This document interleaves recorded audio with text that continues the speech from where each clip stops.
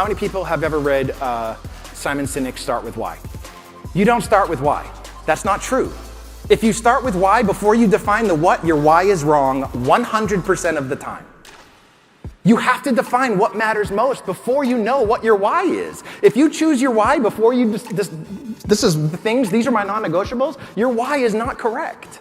So the what is defining those things that are your non-negotiables. The why that you have is why you are going to do it, but the how is the mission, and the mission changes all the time. How I accomplish that changes with every conversation. It changes every day. It changes with every client or person that I come in contact with, because I can't treat you the same as I treat you or treat you. That's not it, right? You heard it earlier, it's the platinum rule. I need to treat you how you want to be treated, and you don't want to be treated the same as how she wants to be treated. And so the way that I accomplish it is through this. This is what you're looking at. It's what I bring to the table that is completely unique. It is the black sheep within me.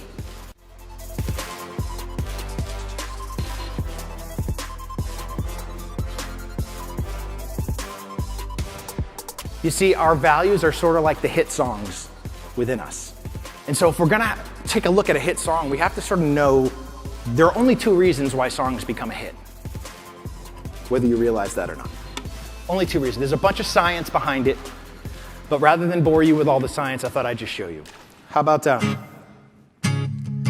got my first real 6-string, bought it at the 5 and dime. I played it till my fingers bled. Okay. We'll teach pitch lessons when we're done. How about this? I only wanna see you standing in that purple rain. That's my church right there. I'll tell you what, you are one leather buttless chaps away from an amazing show. It's next year.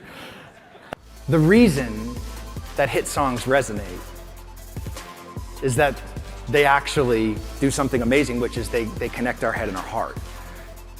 That's the songwriter's job, is to connect the head and the heart. So when your head and your heart connect, that's when the magic happens. And it's actually why, so those songs that I just played were written over 30 years ago. Some of you in this room were barely born 30 years ago, but you still remember the lyrics. Why is that?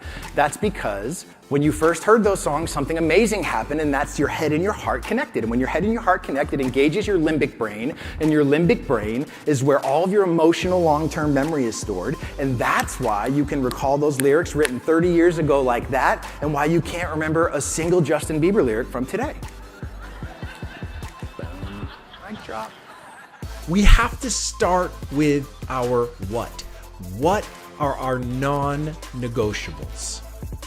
What are those things that no matter how much someone wants to try to influence us, they simply can't be changed? You see, I like to call those things our black sheep values.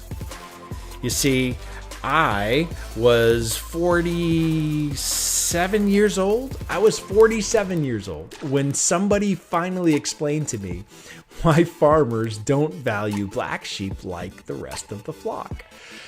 And when I found out, I was just blown away. You see, farmers don't value black sheep like the rest of the flock because a black sheep's wool cannot be dyed. 47 years to figure that out.